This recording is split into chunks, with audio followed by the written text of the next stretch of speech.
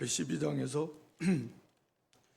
우리 기독교 예수 그리스도로 말미암아서 유대교와는 비교할 수 없는, 유대교로는 구원을 받을 수 없지만 그런 영광스러운 구원, 진동치 못할 그리스도의 나라를 우리에게 주셨다고 그랬습니다. 그러므로 거기 12장 28절에 우리가 은혜를 받고 하나님께 감사하고 우리 하나님을 경건함과 두려움으로 기쁘시게 섬기자. 왜냐하면 하나님은 우리 하나님의 소멸하는 불이심이니라. 이 소멸하는 불이라는 표현은 항상 하나님의 심판, 내 하나님을 말씀할 때 나타나는 표현인데, 그러니까 오직 예수 그리스도를 믿고 그 믿음에 굳게 서는 것 이외에는 하나님의 이 진노의 심판을 피할 수 있는 길은 없다라고 하는 거죠. 그래서 우리가 참으로 예수 그리스도를 믿음으로 이렇게 영원한 하나님의 나라를 기업으로 받은 성도라고 하면 이제는 그 은혜, 그 복음 진리를 굳게 붙들고 또 감사하면서 그러면 이제 하나님을 기쁘시게 섬겨야 된다라고 하는, 거기서 떠나간다면 하나님의 심판을, 즉 믿음을 배반한다면 하나님의 심판을 피할 수 없을 것이다. 이렇게 이제 12장 마무리를 하고 이제 13장은 마지막 권면의 말씀인데요. 그 하나님을 기쁘시게 섬기라 이렇게 말씀하면서 구체적으로 어떻게 하는 것이 하나님을 기쁘시게 섬기는 것인가 라고 하는 것을 그런 관점에서 우리가 봐도 오히려 13장이 접근하기가 더 쉬울 건데, 하나님을 기쁘시게 섬기는 구체적인 내용들을 쭉 1절부터 말씀합니다. 사랑을 회복하라, 또 사랑을 계속하라. 사랑입니다. 형제 사랑하기를 계속하고, 히브리 6장 10절에서도 형제를 향한 사랑을 그들이 나타냄을 이 히브리서 기자가 그렇게 인정하고 또 하나님 앞에 그게 기억하신 바 되었다. 그 사랑을 변함없이 끊임없이 계속해서 형제를 사랑해야 된다라고 하는 것입니다. 우리가 요한 1서에서 특히 사랑에 대해서 많이 말씀하는데, 하나님은 사랑이심이라. 그러니까 하나님을 아는 사람은 하나님의 사랑이 그 사람 안에 있는 거고, 그러므로 하나님의 사랑으로 형제를 사랑할 수밖에 없다라고 하는 상당히 논리적으로 말씀합니다. 그것을 다만 막는 게 있어서 성도 안에 있는 하나님의 사랑이 나오지 못하도록 이제 막는 게 있는 건데, 그게 문제인 거죠. 그래서 마음을 성결하게 하고 또 진실한 믿음과 양심을 써서 선한 양심을 써나가 세상 사랑하는 거, 육체의 정, 안목의 이생의 자랑, 이거 다 버리고 마음을 깨끗이 하고, 그리고 믿음으로, 진실한 믿음으로 양심과 믿음을 써서 깨끗한 마음으로 행해 나갈 때 그 사람 안에 당연히 성령의 감동과 감화의 역사가 풍성하게 임하게 될 것이고, 성령의 첫 번째 열매가 그 사랑인데 그 사랑을 맺을 수 있다. 그러니까 우리가 스스로 사랑을 막 거기서 꺼낼 수 있는 게 아니에요. 하나님의 사랑이 믿는 자에게는 와 있습니다. 참된 믿음을 가진 성도라면. 근데 그 사랑을 막는 것을 제거하고, 자, 그게 일생 이루어져 나가는 건데, 하여튼 형제 사랑하기를 계속하라는 겁니다. 하나님을 기쁘시게 하는 거라는 거죠. 또 2절에 가서는 손님 대접하기를 잊지 말라. 손님이라는 것은 좀 잘 모르는 사람, 낯설은 사람이지만 우리가 나그네, 당시만 해도 이 복음 때문에 이렇게 쫓겨나기도 하고, 그래서 고향 고국을 등지고, 그러므로 당연히 거기에 있는 무슨 재산 같은 것도 뭐 빼앗길 수도 있고, 그렇게 해서 이 복음을 위해서, 신앙을 위해서 돌아다니는 사람, 또 전도자들도 있었고, 이런 손님 대접하기를 잊지 말라는 거죠. 그래서 언제나 형제를 사랑하고, 그리고 더 나아가서 이웃, 또 낯선 사람이라 할지라도 이 사랑을 베풀어야 된다. 그러면서 이제 손님을 잘 대접하다가 천사들을 대접한 경우를 말씀합니다. 아브라함도 그랬고 롯도 그랬습니다. 그래서 아브라함은 뭐 하나님 천사 형상으로 하나님을 영접하는 복을 받았고, 롯도 이렇게 손님 나그네 영접하다가 천사들을 영접하고 그 멸망하는 소돔 성에서 건짐받을 수 있었습니다. 그러니까 결국은 이렇게 잘 대접하는 거, 이것이 복이고, 거기 3절에도 환난당한 자들을 언제나 생각하면서 우리도 자기도 몸을 가졌다. 그래서 그런 긍휼과 채울의 마음을 가지고 사랑으로 그들을 돌봐줘야 된다라고 하는 걸 말씀합니다.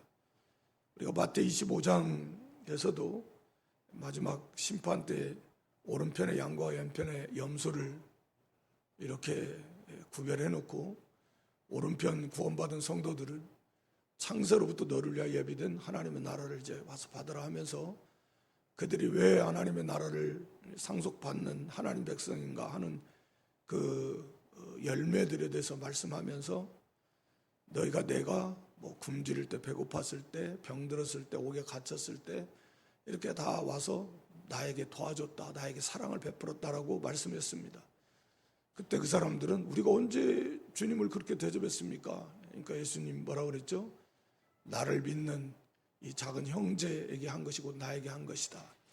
그런 거예요. 우리는 지식으로만 알고 있지, 사실은 우리가 예수님을 믿는 순간 우리는 예수님과 다 연합되어 있다. 예수님은 교회와 성도를 자신과 동일시한다. 사울아 사울아 네가 왜 나를 핍박하느냐. 예수님의 몸이니까 교회가, 성도는 그 몸의 지체니까. 그러니까 그 성도에게 한 것은 곧 예수님에게 한 것이고, 예수님께 한 것은 하나님께 한 것이다. 우리가 이것을 좀 깊이 깨달으면 믿는 형제를 정말 예수님처럼, 왜 우리가 다 예수님과 연합되어 있는 예수님의 몸이니까, 그 형제에게 하는 게 예수님이 하는 거니까, 그렇게 사랑을, 언제 우리가 예수님을 대접할 수 있겠습니까? 할 수 없잖아요. 예수님 이 땅에 계신 것도 아닌데. 그러니까 물론 우리가 말씀을 잘 순종하는 것, 뭐 예수님 잘 대접해 드리는 거지만, 특히 형제를 사랑하라. 믿는 형제를 사랑하고 잘 대접해 주면, 그게 예수님을 대접하는 것 같은, 똑같다라는 거죠. 반대로 왼편에 있는 염소들 같은 자들에게는 너를 위해서 영원한 예비된 형벌에 들어가라 그랬는데, 예수님은 그렇게 된 그들의 심판에 대한 선언문을 말하자면 말씀하시면서 똑같은 반대로, 내가 병들었을 때, 뭐 옥에 갇혔을 때, 아팠을 때, 뭐 헐벗었을 때 너희들은 나를 돕지 않았다. 즉 예수님을 사랑하지 않았다. 그러니까 예수님을 정말 믿었으면 예수님을 사랑하고 하나님을 사랑할 것이고, 그 예수님을 잘 대접할 건데, 너희가 그렇게 하지 않은 것은 너희가 진짜 나를 믿지 않은 것이다, 그 말씀이죠. 그 사람들도 우리가 언제 그랬습니까? 하지만 나를 믿는 이 작은 형제에게 하지 않은 것이 나한테 안 한 것이다 라고 하는 것입니다. 그러니까 우리가 보통은 하나님께는 다 잘하려고 하는 마음이 있습니다. 예수 믿는 사람이라고 하면 당연한 거겠죠. 그게 없으면 안 되는 거고, 우리가 하나님께는 잘하려고 하면서 형제에게는 그렇지 못해요. 그 뭐 한 몇 분의 몇도 못하는 경우가 많습니다. 그게 이제 안 맞는 거죠. 형제에게 한 것이 곧 나에게 한 것이라 그랬는데, 하여튼 오늘 본문에서도 사랑함으로 하나님을 기쁘시게 섬겨라 라고 하는 걸 1절로 3절에서 말씀합니다. 거기 4절은 혼인을 귀히 여겨서 남편과 아내의 가정의 그 부부의 사랑, 가정이 깨지면 뭐 하나님의 나라가 무너지는 거잖아요. 성도의 가정이 온전히 아름답게 잘 세워져 나가기 위해서 남편과 아내가 이렇게 혼인을 귀히 여기고, 음행죄 짓지 말고, 또 뭐 극단적인 또 무슨 금욕주의로 가는 것도 물론 잘못된 것이고, 이 방탕하게 가는 건 말할 필요도 없는 것이고, 하나님께서 심판하시겠다 가늠하는 자들을. 그래서 이 가정의 성결, 남편과 아내와의 그 관계를 잘 지켜서 믿음의 가정을 잘 세워나가야 된다라고 하는 거죠. 그 하나님을 기쁘시게 섬긴다라는 거죠. 당연하죠. 왜냐하면 그를 통해서 안 믿는 가까운 아는 사람들 주변 이웃들에게 하나님의 영광이 빛이 비춰나갈 수도 있고 반대로 가려울 수도 있기 때문입니다.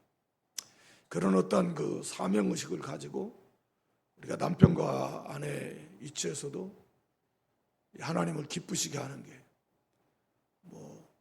항상 사랑이 충만한 가운데 살면 좋겠지만 그렇지 않은 경우들이 더 많을 수도 있는데 그래도 우리가 책임과 의무도 있고 하나님 앞에서 바로 하다 보면 또 하나님의 은혜 가운데 더 이렇게 사랑이 더 풍성해져. 아내 사랑, 남편 사랑이라도 할 수 있습니다. 그 다음에 6절은 5절 6절은 반대로 돈 사랑하지 말라는 거죠. 족한 줄 알아라. 이 하나님을 기쁘시게 섬기는 건데 돈을 사랑하지 마라. 있는 바를 족한 줄 알라.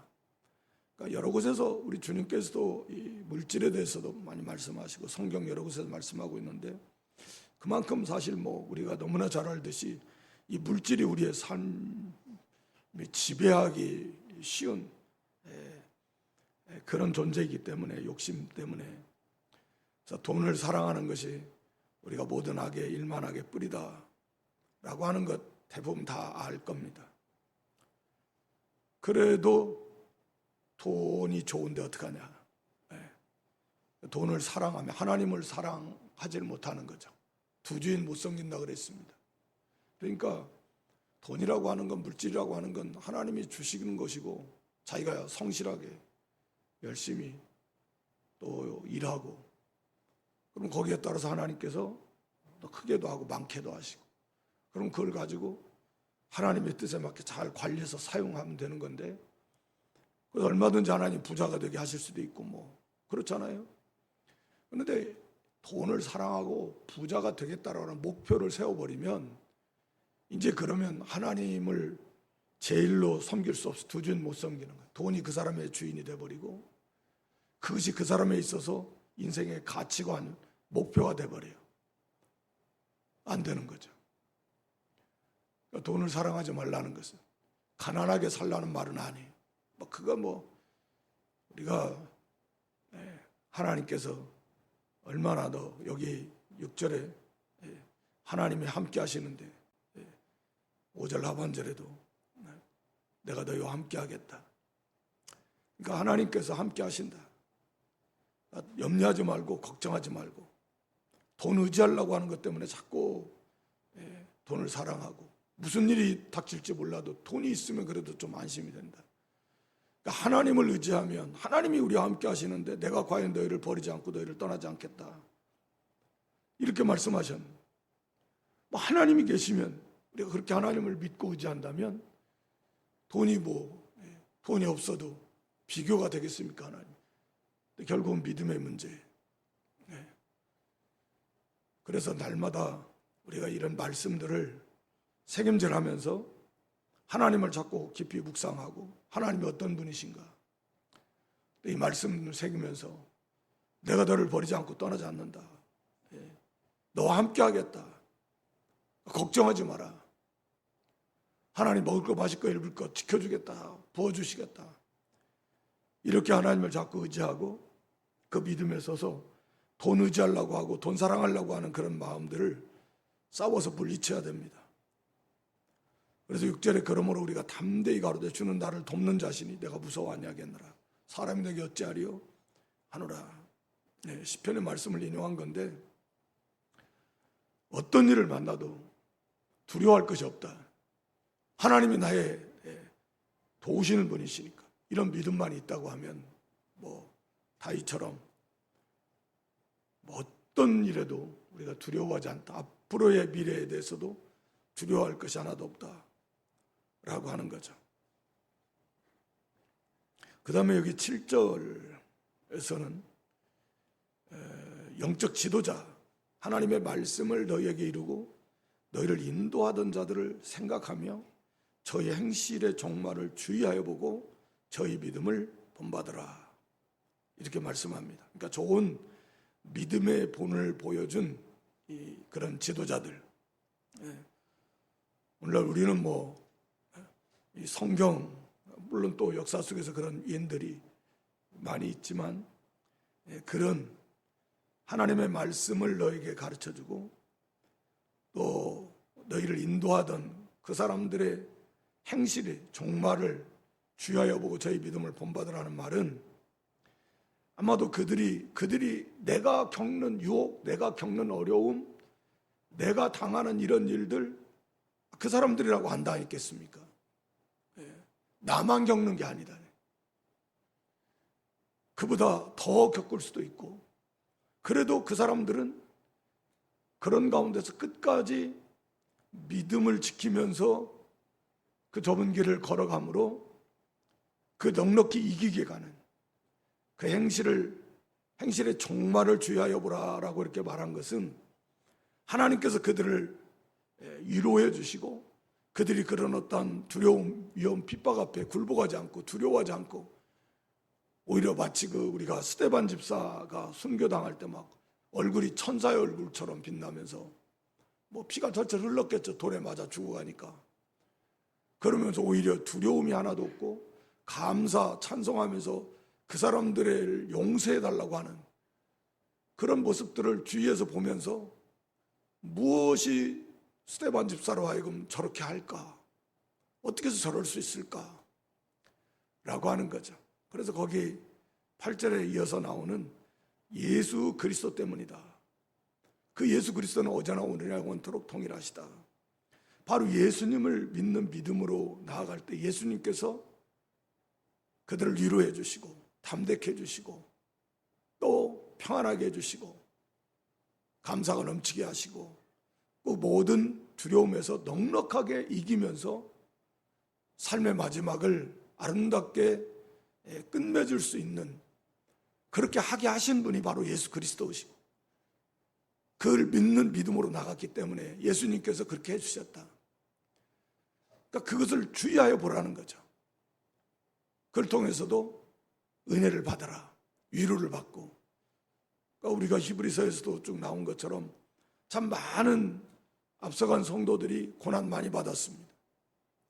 오늘 우리보다 훨씬 더 우리가 받는 고난을 비교할 수 없을 만큼 그렇게 엄청난 고난을 받고 재산도 빼앗기고 쫓겨나고 매맞고 심지어는 엄청나게 잔인하게 죽임을 당하는 그런 핍박 가운데 순교당하고 그러면서도 그들은 승리적으로 감사하면서 찬송하면서 두려워하지 않고 그렇게 그 고난을 통과한 모습들을 보면서 저들이 어떻게 저렇게 됐는가, 나보다 훨씬 더 어려운 환경 속에서 어떻게 저렇게 믿음을 지키고 저렇게 이렇게 환한 얼굴 가운데 승리하며 찬송하며 갈 수 있었는가. 바로 예수 그리스도다. 오늘 우리도 성경 말씀을 통해서 또는 많은 위인전을 통해서 기독교 위인전 또는 순교사를 통해서 그래서 그런 이름도 없는 수많은 사람들이 두려움이 아닌 그런 감사하면서 찬송하면서 순교의 제물이 되었다라고 하는 것들이 그런 걸 보면서 바로 그들이 그때 섬기고 위로받고 힘 얻어 승리할 수 있었던 분은 예수 그리스도고 우리도 똑같이 예수 그리스도 그분을 믿고 그분이 우리와 함께 하시는 예수 그리스도는 어제나 오늘이나 동일하고 영원토록 앞으로도 동일하시니까 그러니까 우리도 똑같은 예수님을 믿는데 그 예수님을 우리도 믿고 그 믿음의 길을 걸어가면 그 예수님께서 우리를 위로해 주실 것이고 담대케 해 주실 것이고 더욱 영적 생명의 은혜가 풍성해서 넉넉하게 이기게 해 주실 것이다 라고 하는 거죠. 어려움은 분명히 있지만 그것을 잘 승리적으로 통과한 그런 영적 지도자들을 잘 살펴보고 거기서 위로받고 힘을 얻어라 라고 하는 걸 말씀합니다. 그래야 끝까지 예수를 믿는 믿음으로 길을 걸어갔을 때 거기서 하나님을 기쁘시게 섬길 수 있다.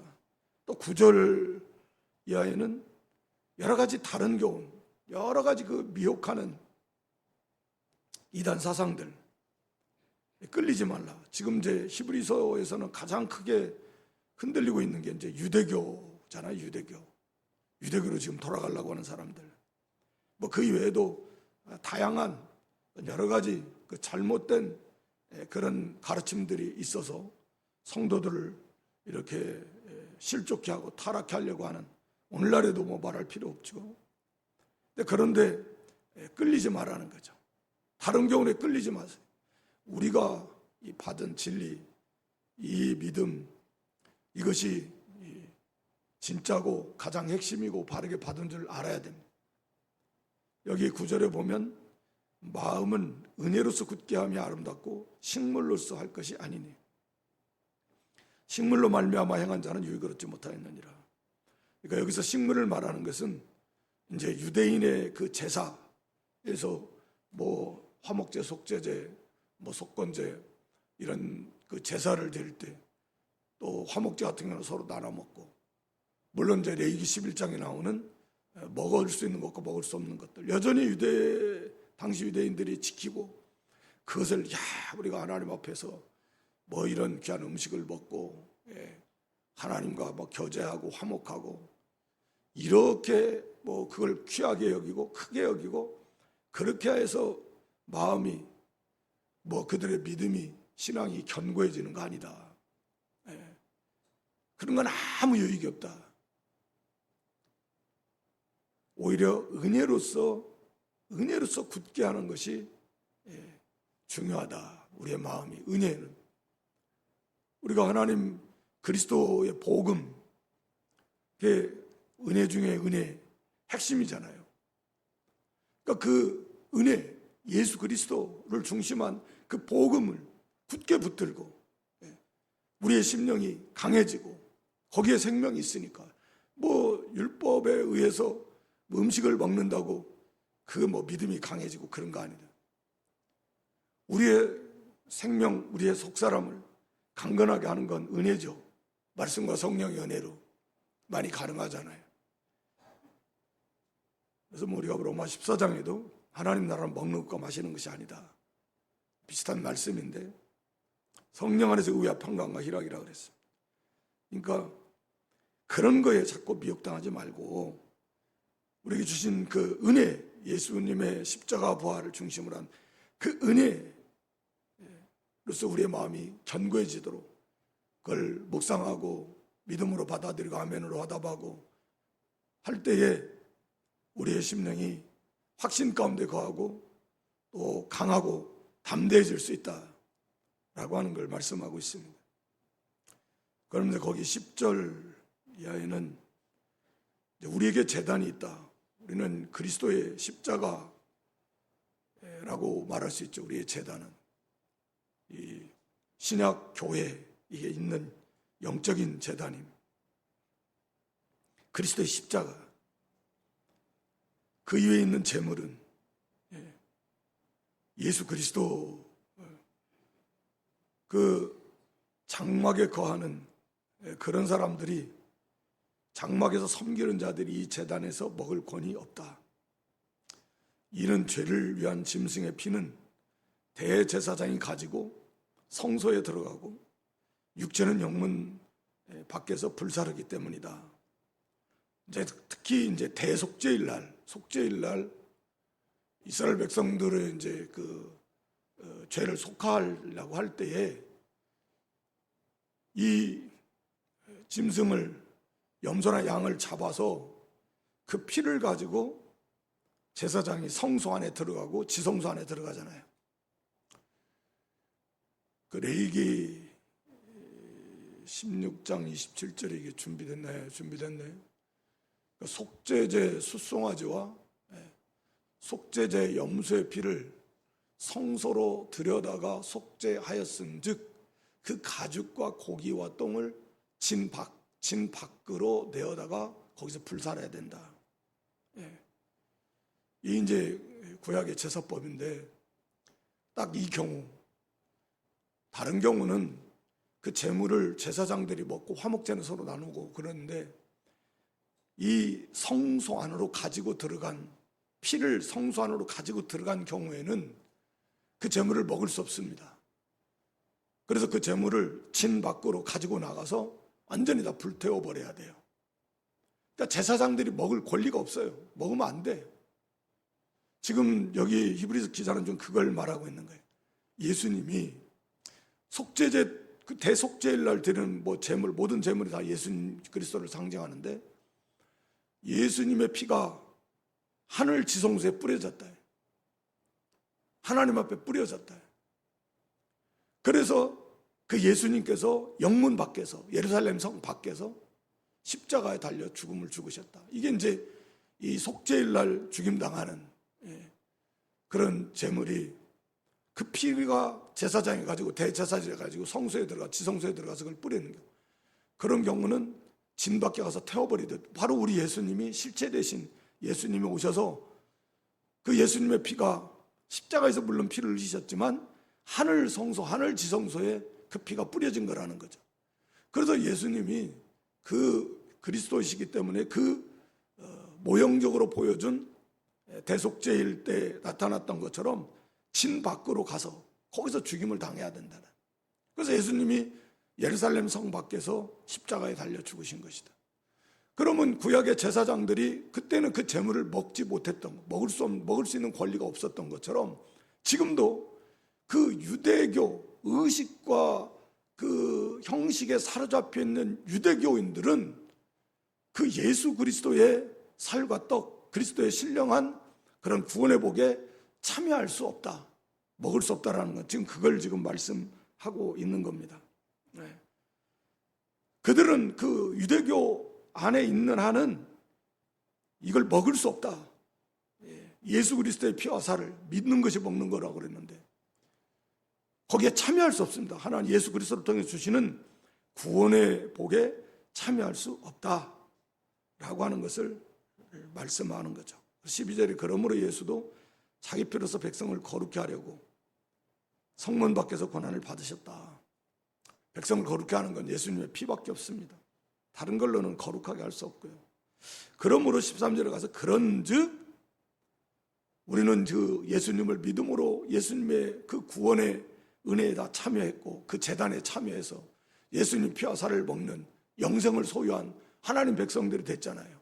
그런즉 이제 우리는 여전히 이 장막 진 안에 있을 이유가 없다. 예수님이 진 밖으로 나갔는데 영문 밖으로 우리도 그 예수님을 따라서 능욕을 지고, 능욕이라고 하는 것은 하여튼 그 모욕과 수치 뭐 이런 건데 그것을 견디면서 우리도 예수님의 뒤를 따라서 영문 밖으로 예수님에게 나가자 라고 하는 걸 말씀합니다. 예수님이 영문 밖에서, 원래 이스라엘이 진 밖이라고 하는 것은 부정한 곳이죠. 뭐 문둥병자들도 진 밖으로 놓고 사람 죽일 때도 진 밖으로 나가서 죽이고, 범죄자들 진 밖에다 놓고 그 아주 그 진 밖이라고 하는 건 그런 것이에요. 상당히 모욕과 수치와 또 죄악의 장소, 형벌의 장소. 우리 예수님이 우리의 모든 죄를 지시고 진 밖에서 대속의 죽음을 죽으신, 그러므로 우리가 거룩게 됐으니까 우리도 이제는 진 밖으로 나가자. 이 진 안에, 예루살렘 안에, 유대인 안에, 유대교 안에 뭐 거기에서 무슨 구원이 있는 줄 알고, 좀 더 넓게 말하면 이게 세상을 나타낸다고 볼 수 있습니다. 영문. 이 안에서, 여기서 뭐 거기에서 뭘 얻으려고 하지 말고 우리는 예수님을 따라서 영문 밖으로 나아가려고 하면 반드시 그 능욕, 십자가죠. 자기 십자가를 져야 된다라고 하는 걸 말씀하고 있는 겁니다. 그래서 거기 14절에 왜 그래야 되냐 뭐 이유를 말하는데, 여기는 영광 도상이 없다. 그리고 오직 장차 올 것을 우리는 찾기 때문이다. 우리가 영원한 하나님의 나라, 영원한 도성이 이 땅에 없잖아요.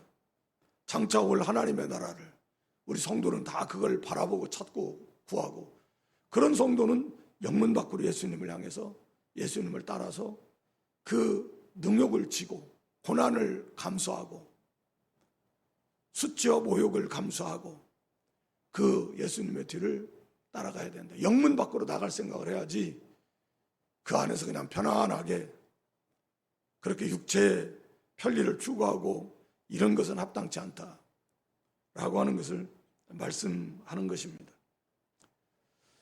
그래서 거기 15절에 이러므로 우리가 예수로 말미암아 항상 찬미의 제사를 하나님께 드린다. 구약의 무슨 짐승 제사가 아니라 예수님께서 완벽한 구원을 완성하셨으니까 구약의 제사는 계속 반복되잖아요. 그리고 그의 죄 문제를 해결해 주지도 않고. 그러나 예수로 말미암아 완전한, 히브리서에서 지금 계속 그걸 강조한 거니까 완전하고 영원한 그러한 속죄 제사를 단번에 들으셨으니까 이제는 우리는 영원토록 항상 끝도 없이 하나님 앞에 감사만 하면 되는 거예요. 왜? 우리의 구원이 영원한 구원이니까.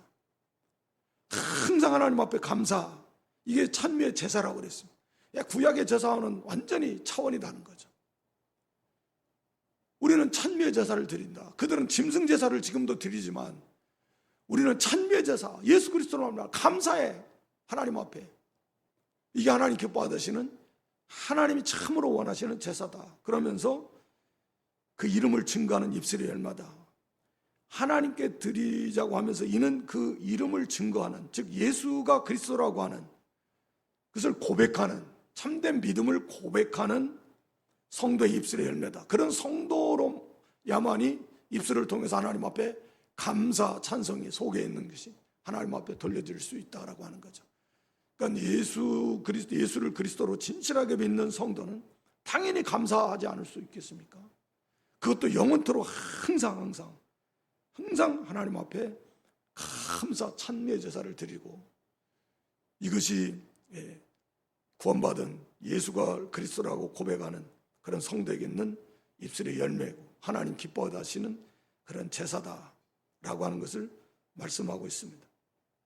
그러니까 짐승 잡아드리는 제사들은 유대교로 가는 게 낫습니까? 항상 감사, 기쁨, 구원의 감사, 감격에 차고 넘쳐서 하나님께 막 뜨겁게 감사, 찬송하는 그런 찬미의 제사를 하나님께 드리는 게 이 차원이 다른 거죠. 그러니까 호흡이 있는 자마다 여호와를 찬양하라는데, 우리가 이사야 43장 21절에도 우리를 창조하신 목적이, 구원하신 목적이 하나님의 찬송, 하나님의 그 영광, 우리에게 주신 은혜를 생각할 때 마땅히 찬송해야 됩니다. 그를 찬송이 없는 사람은 그 은혜를 깨닫지 못한 사람이, 다시 말하면 은혜를 받지 못한 사람이라고 할 수 있습니다. 또 한 가지는 두 가지 제사인데 16절에 선을 행함과 나눠주기를 잊지 말, 이 같은 제사 하나님 기뻐 받으시는 거죠. 그런 의식적 짐승 제사가 아니고 선을 행해라. 선이라는 건 하나님이 보시기에 옳은 거잖아요. 하나님 보시기에 선한 일. 선을 행해주고 서로 나눠주는 거, 사랑, 이것이 하나님이 기뻐하시는 제사다 라고 하는 걸 말씀합니다. 그러니까 욕심, 이게 다 버리고 언제나 선을 행해서 복음을 전하고 믿음을 쓰고 양심을 쓰고 또 어려운 형제와 이웃을 돕고 하나님 기뻐 받으신 제사라는 거죠. 많이 도울 수 있으면 하늘의 보화를 쌓는 거고, 우리가 사도행전에도 보면 초대교회 유무상통, 성령이 충만한 가운데서 나타났던 현상이거든요. 성령 충만을 받으니까 자기 것을 자기 것이라고 하지 않았습니다. 하나님 나라의 모습인데 다 주님의 것이고 너무 기쁜 거죠.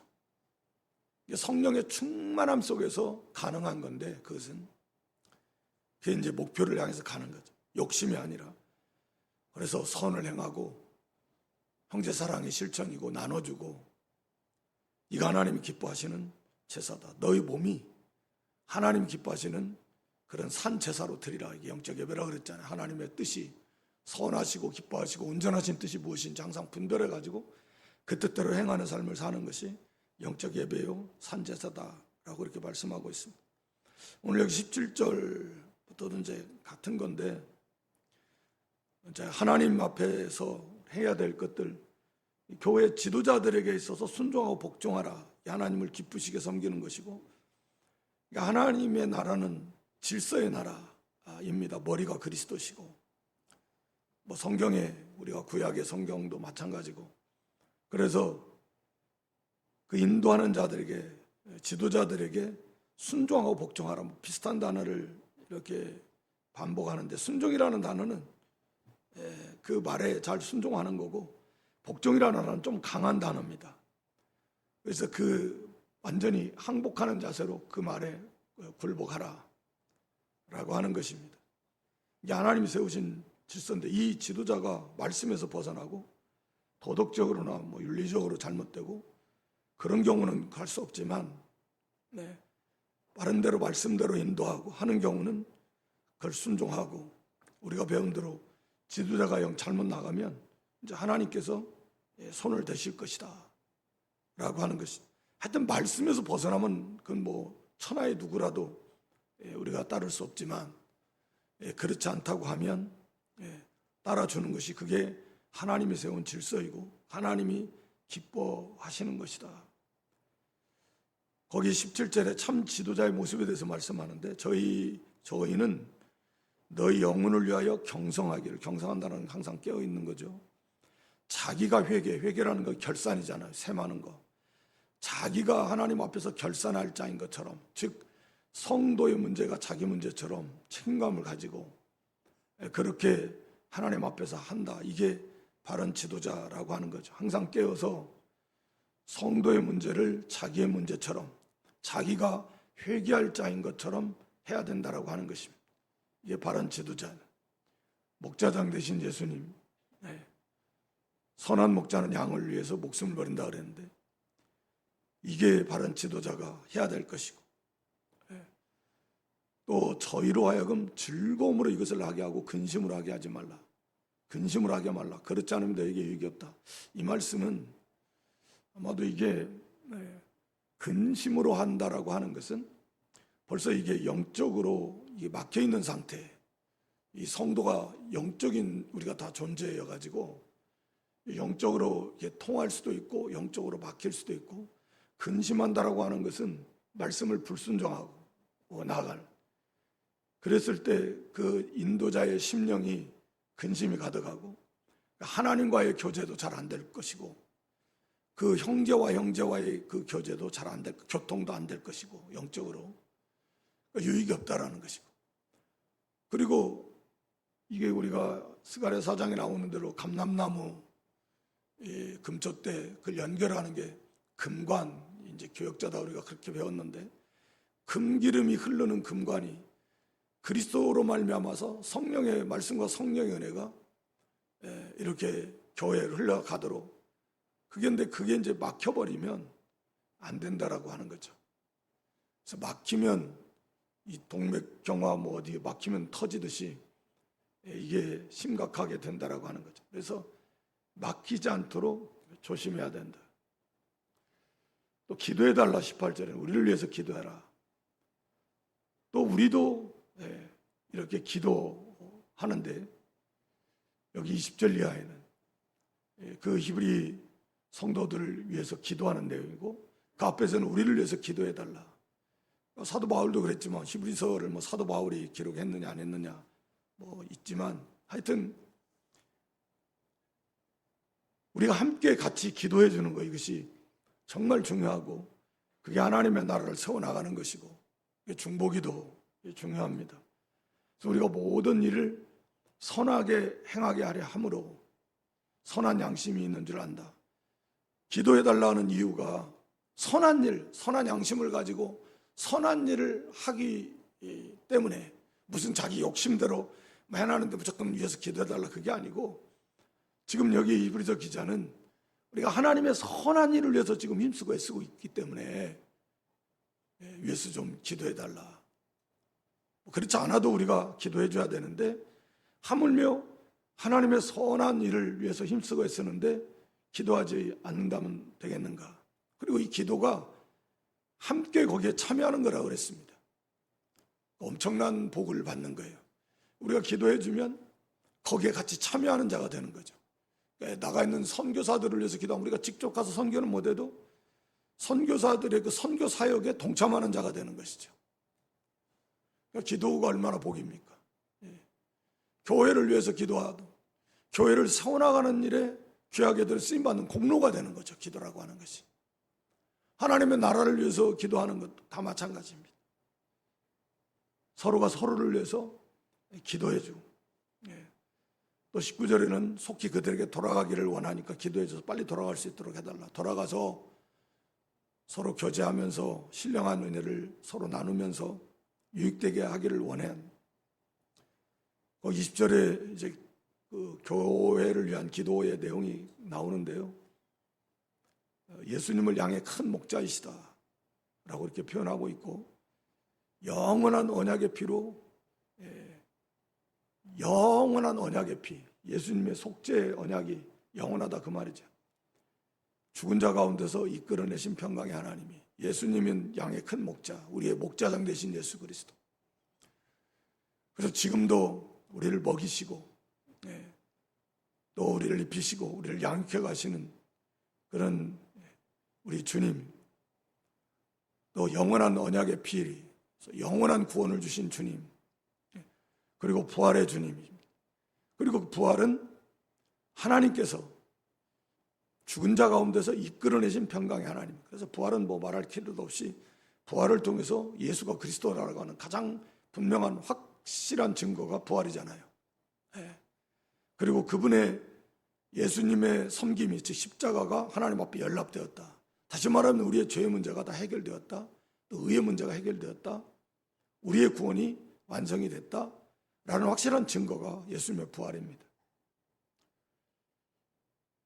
그래서 그 하나님께 모든 선한 일에 너희를 온전케 하셔서 하나님의 뜻을 행하고 그 앞에 즐거운 것을 예수님 안에서 예수 그리스도로 말미암아 우리 속에 이루시기를 원하노라. 그러니까 이게 기도인데요, 하나님의 은혜의 시작에서 은혜로 끝납니다.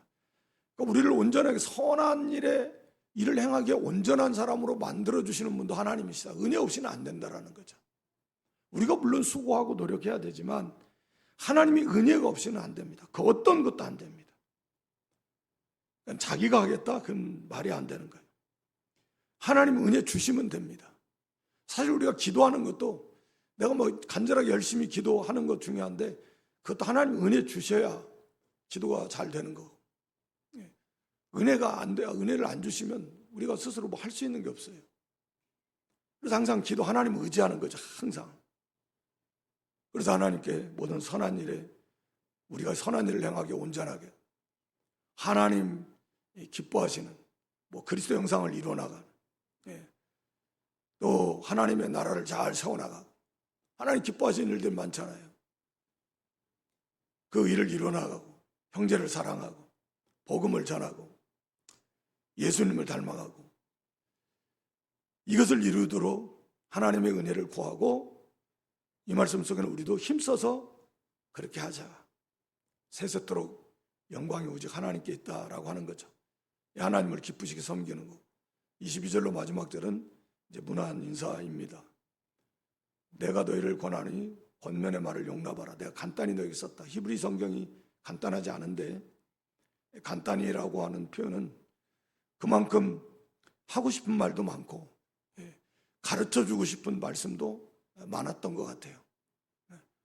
그걸 다 쓸 수가 없으니까 이렇게 간단하게 썼다라는 표현을 쓰는 것 같고, 그래서 이 권면의 말을 잘 받아들여서 생명의 양식으로 받아들여서 정신 차리고 깨닫고 유대교로 흔들려서 돌아갈 생각하지 말고, 이 우리가 받은 이 진리 믿음이 얼마나 크고 놀라운 가장 확고한 확실한 유일한 그런 구원의 길이고 예수 그리스도 참 메시아, 그분이 어떤 분이신가 하는 걸 쭉 비교하면서 말씀해 주셨는데, 그래서 그 믿음에 굳게 서야 된다라고 하는 것이죠.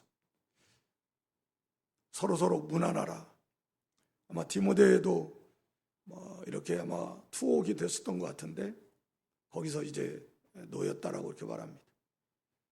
믿음 때문에 이렇게 감옥에도 갇히고 재산도 빼앗기고 좀 채찍도 맞고 믿음 때문에 욕도 먹고 믿음 때문에 고난도 당하고 뭐 그런 게 좀 그래도 있어야지 하나님 앞에서 갔을 때 상급도 있고 그러지 않겠습니까? 하나님도 기뻐하시고 성도가 서로에게 문안하고 이탈리아에서 온 자들도 서로 문안하고 하나님의 은혜가 너에게 있을지어다. 오늘 하나님을 기쁘시게 섬기는 것에 대해서 간략간략하게 쭉 사랑, 형제 사랑, 또 손님 잘 대접하고, 그리고 작은 자에게 한 것이 형제 예수님께 한 것이다. 그리고 혼인, 가정을 귀하게 여겨야 된다. 남편과 아내가 성결, 정조를 지켜야 된다. 돈 사랑하지 말고 하나님 함께 하시니까 하나님 의지하고 족한 줄 알고 담대하게 나갈 것.